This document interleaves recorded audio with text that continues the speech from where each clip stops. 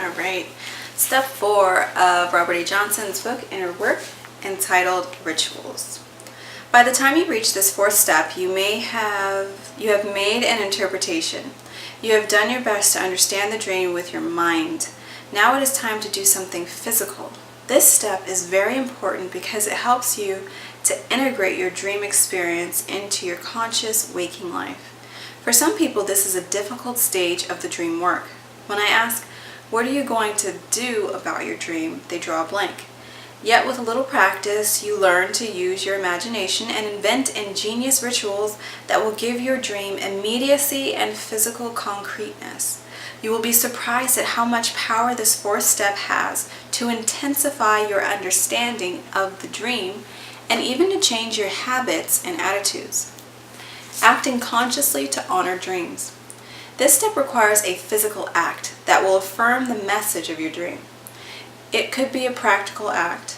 As a result of your dream, you may feel that you need to start paying your bills on time or straighten out a relationship that has become confused. Or it may be a symbolic act, a ritual that brings home the meaning of the dream in a powerful way. Many examples come to mind. People sometimes dream that they need to be more aware of their feeling side, their feeling values. For such a dream, you could make a ritual of spending one evening doing something that has deep value, that feels important and uplifting, but for which you never have time. Or do some small, subtle thing to show your affection to someone you care about. Small things work best, for example, dropping by for a short visit or sending a card. Any physical ritual will serve if it affirms the message of your dream.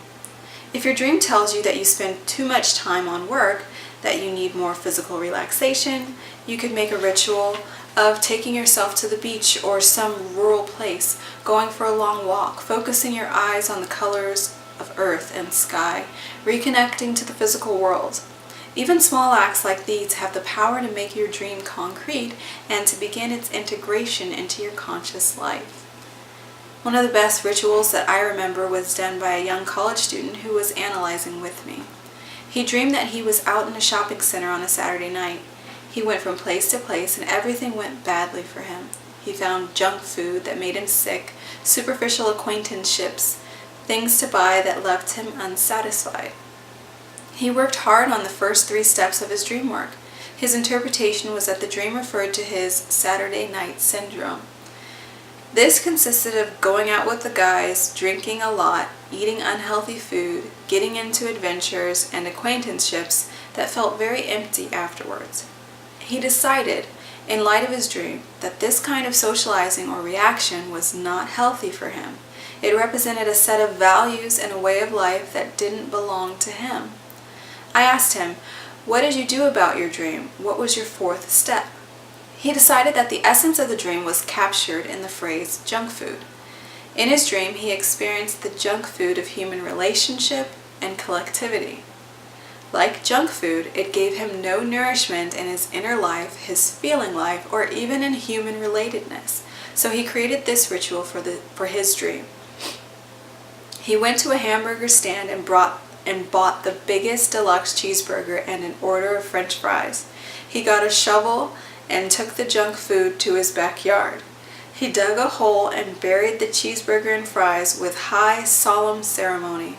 He did this as a symbolic act of renunciation.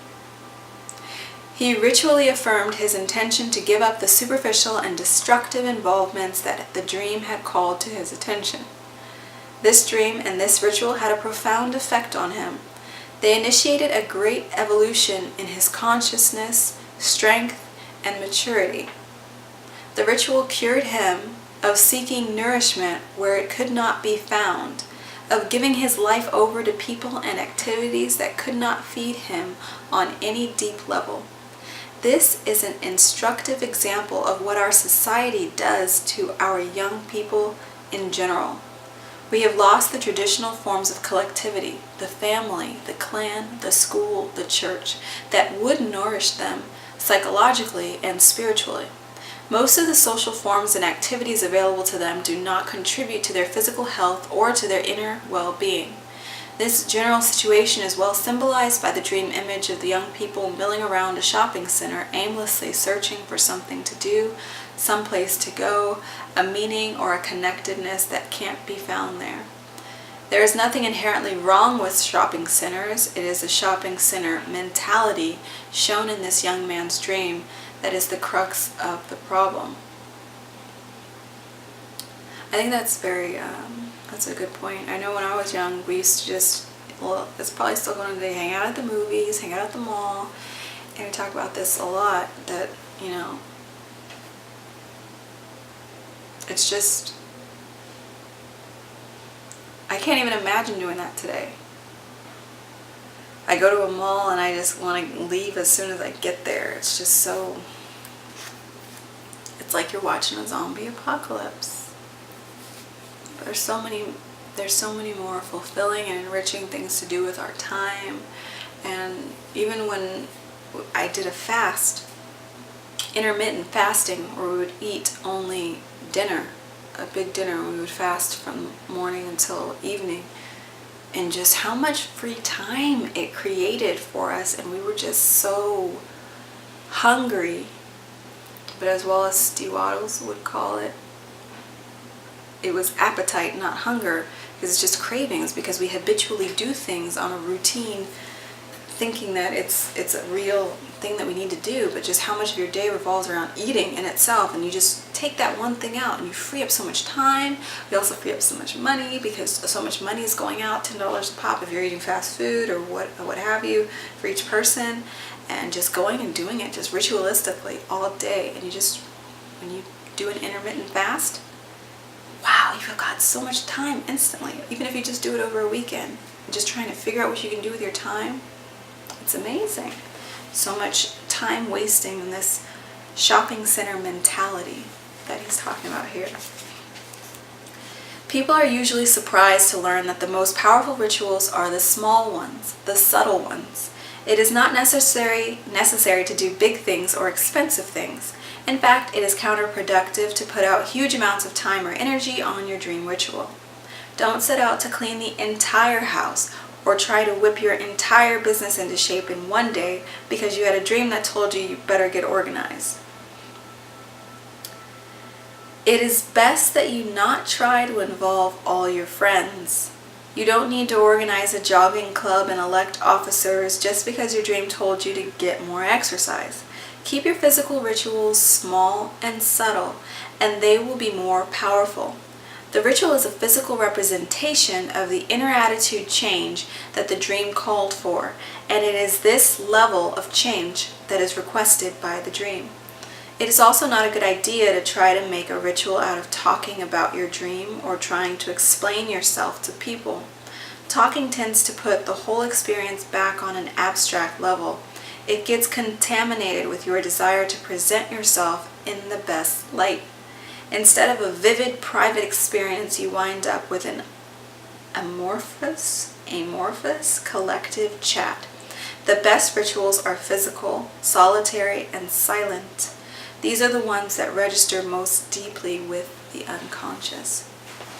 And remember, that's the reason why you're doing it. You're trying to build that relationship, that reverence and respect for the unconscious. So when you go to this fourth step, when you do all 3 steps successfully, don't shortchange yourself on this 4th step, which is kind of like you're showing gratitude for being given that message, that symbolic message in the dream world, in the dream realm, from the unconscious. And so this silent ritual that you do to it, for it, communicates to it, okay, registered, understood, and acted upon. Thank you, and please continue to speak to me in this way that I can understand through my dream state, so that I can continue to evolve my consciousness forward, my development in this experience, which again Robert A. Johnson and Carl Jung said was the purpose of each and one of us being individualized here, is so that we can evolve consciousness. Using the body. Doing a physical act has a magical effect on dream work. It takes your understanding of the dream off the purely abstract level and gives it an immediate, concrete reality. It is a way of putting your dream to the here and now of your physical life. Ritual and ceremony in general are ways of using small symbolic acts to set up a connection between the conscious mind and the unconscious. Rituals provide us a way of taking principles from the unconscious and impressing them vividly on the conscious mind. But rituals also have an effect on the unconscious. A highly conscious ritual sends a powerful message back to the unconscious, causing changes to take place at the deep levels where our attitudes and values originate. Once you have understood the meaning of your dream with your conscious mind, it is necessary to transplant your awareness and consciousness back into the deeper levels of the unconscious. We can think of this as taking a seed from a plant that has sprouted and replanting it back into the soil from which it grew. In the same way, when we replant our consciousness back into the unconscious, it produces new energy and new life below in the primal matter. The cycle of generation continues and new forms push their way up to the level of consciousness. Many years ago, when I was studying at the Jung Institute in Zürich, the famous Tony Wolff, a colleague of Jung, was still working with the patients there as an analyst. On this particular subject, doing something concrete about your dream, she was known as a holy terror. She met her patients at the door, and before they could even get into the chair, she would demand, "And what did you do about that dream from last week?" Patients who had done something specific, something concrete and physical, were safe from the wrath to come. But if they hemmed and hawed, said they had thought about it a little, had talked with someone about it, or some such vague thing, she would turn them around and steer them back through the door. As the door was slamming behind them, she would say, "Come back when you mean business." That was the way it was with her, and everyone knew it. You either worked or you fled. Tony Wolff's idea was that dreams exist in modern people too much as airy thoughts, too much as abstractions in the head. One has to notify the rest of one's body that one has dreamed. She said, "People can analyze for 20 years and nothing below the neck is aware that anything is going on. You have to do something about it. Do something with your muscles." Our tendency in the West is to make everything abstract, to use wordy discussion as a substitute for direct feeling experience. We have a tremendous need to get our bodies and our feelings involved. We have a tremendous need to get our bodies and our feelings involved. We have to transform our theoretical ideas into gut-level experience. Ideas and images from your dream should enter into your emotions, your muscle fibers, the cells of your body. It takes a physical act. When it registers physically, it also registers at the deepest levels of the psyche. Rediscovering the power of ritual. Just as we have to overcome cultural prejudices in order to approach the unconscious, we also have to drop some of our ingrained prejudices in order to respect ritual as a necessary and helpful part of human life. Some of us automatically accept the idea that rituals are no more than remnants of a superstitious past or outdated religious beliefs. The words ritual and ceremony often are used as disparagingly to mean empty and meaningless formality. In recent years, however, many people have become interested in shamanism and in the rituals of Native American and other tribal cultures. We have begun to rediscover ritual as a natural human tool for connecting to our inner lives, our inner selves, focusing and refining our religious insights and constellating psychological energy. We are beginning to learn that we have impoverished ourselves by giving up what our tribal ancestors had as part of their daily spiritual lives. Jung anticipated this new awareness decades ago when he demonstrated that ritual and ceremony are important avenues to the unconscious. Ritual is a means of approaching the inner world that the human race evolved early in its history. The use of ritual goes back to the earliest dawn of time among our prehistoric ancestors. Ritual is one of the faculties we have, like dreaming, that enable us to set up a flow of communication between the conscious mind and the unconscious. Our instinctual hunger for meaningful rituals stays with us today, even though we have lost our sense of its psychological and spiritual role in our lives. One of the meanings of the word ceremony in its original Latin form was awe. A ceremony was a way of behaving when one felt a sense of awe or stood in awe.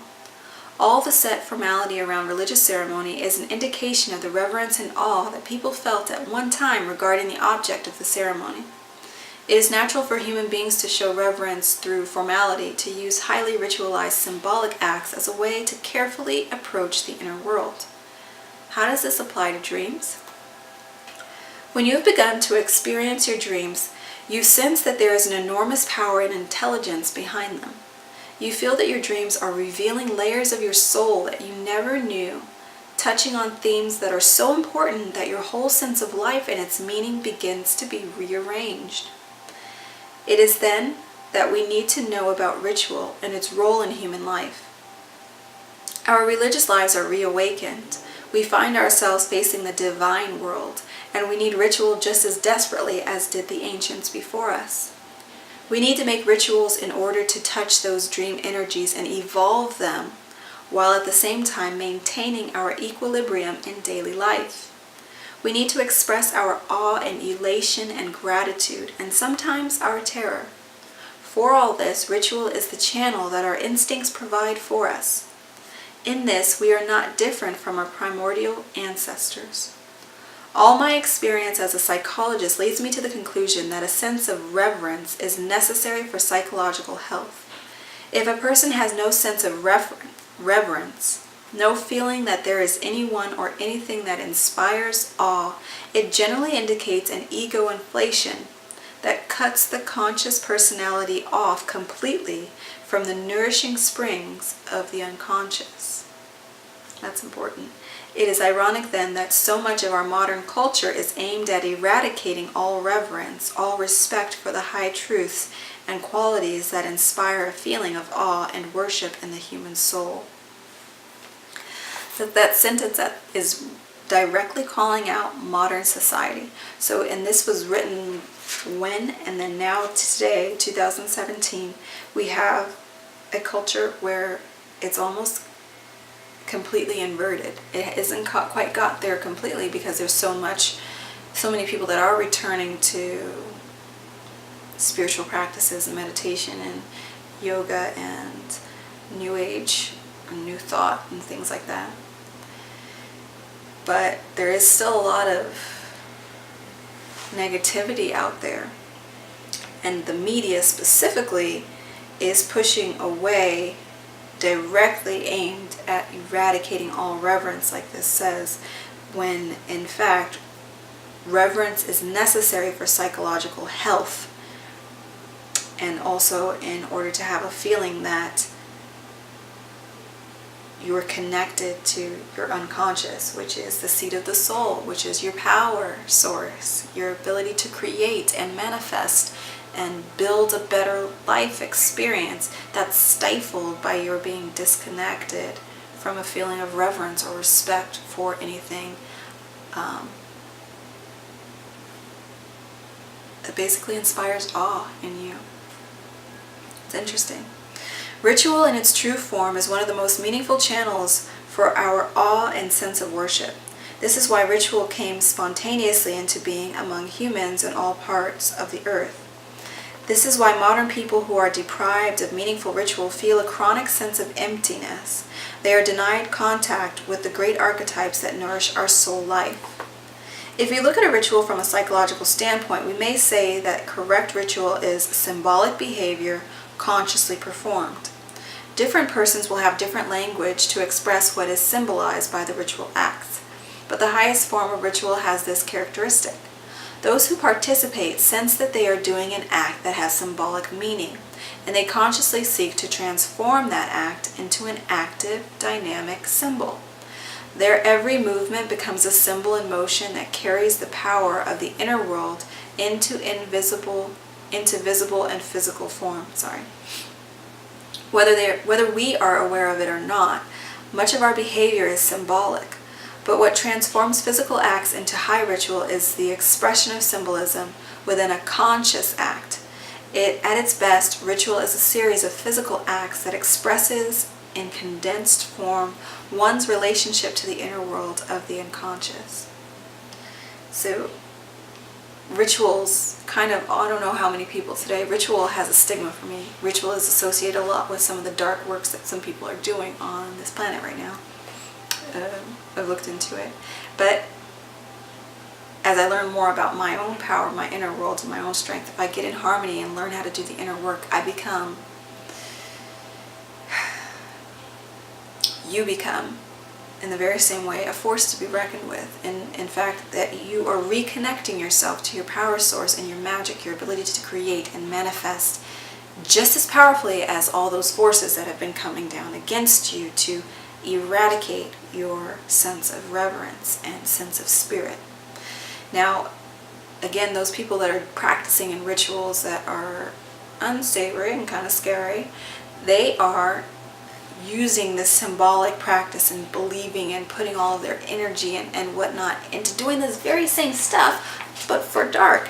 Now, it's very interesting because you have that same ability to create and manifest. So people want to talk about the 1% and the 99% and whatnot, but they don't want to step into the new paradigm, which is learning who you are, your power, to be just as equally powerful. It's just these people have an awareness that they can use. There's two sides, the yin and the yang, to every coin. You can use the same forces for good, or you can use them for evil. Now, to the debate of whether or not there really is evil, that's not something that I'm really going into, because the whole experience we're in, I believe, is divine, and it's either pushing you towards your divinity through seeing how far we can go down the rabbit hole, or by how brilliantly you want to shine your light. And it's simply, okay, wake up, snap into this perspective, this information, and then just go crazy with it. And you don't even have to worry about that, because the dark has no place in the light. So you have a vested interest in learning how to manifest as quickly as possible, because there's no limit to what you can do when you know this information. Just like that. Just like that. So moving forward, here he goes on to say the role of ritual in the growth of conscious is related to its power to make symbolic experience into something physical and concrete. Although we can understand the meaning of symbols with our minds, our understanding is made immeasurably deeper and more concrete when we feel the symbols with our bodies and our feelings. When we only think about symbols or talk about them, we are able to detach ourselves too readily from the feeling quality that surrounds them. But if we do something to express the symbol, something that involves our bodies and our emotions, the symbol becomes a living reality for us. It etches itself indelibly on our consciousness. Ritual is the tool that makes it possible to bring forth this essence of a dream situation, the essence of the principle the dream teaches, the essence of the archetypal energy in the dream. Ritual reduces the voltage enough that we can translate them into immediate, concrete acts. Without thinking about it in psychological terms, ancient and primitive cultures have always understood instinctively that ritual had a true function in their psychic lives. They understood ritual as a set of formal acts that brought them into immediate contact with the gods. Ritual served many purposes. It allowed them to show respect and reverence to the great powers. It permitted them to touch the power. The power did not overwhelm them or possess them, because the exchange was contained within the safe limits of ritual. Like the burning bush that protected Moses' eye from the sight of Jehovah, the animal forms of Zeus that shielded Semele from his horrible power, or Semele, until she was so foolish as to demand to see him in his full godhead and was incinerated. The ritual protects the fragile ego consciousness of the individual and tribe from the raw power of the unconscious. When ancient and primitive cultures spoke of going to the gods in their rituals, it meant in their archaic language that they approached the great and terrible archetypes of the collective unconscious. In our time, it is still the fashion to think of all this as naive and superstitious, but other cultures had a great advantage over us. They at least recognized the existence of the psychic realm, however they spoke of it, and learned to approach it through ritual and dream. By contrast, we modern people have mostly given up the language of religion. But few of us have found any other language for approaching the realm of the soul. And the terrible byproduct of this is that we have forgotten its existence. In this respect, we are worse off than our so-called primitive ancestors. When we are learning to pay attention to our dreams and our inner world, is the perfect time for us to rediscover the marvelous human faculty for ritual. There are no set rituals established for us, nothing that is prescribed by a formula or a tradition. Instead, each of us must go into our own imaginations and literally dream the ritual that will serve to honor a particular dream. Each ritual must be custom-made out of the raw material of your own inner self. It flows out of the same inner place that produced your dream, your associations, and your interpretation. All inner work becomes much less threatening when we begin to see that every expression of the unconscious, whether dream, imagination, vision, or ritual, proceeds from the same reservoir deep within, and everything, therefore, works together. I'm going to pause right here, and then I'm going to start another video on the next point. 1 second.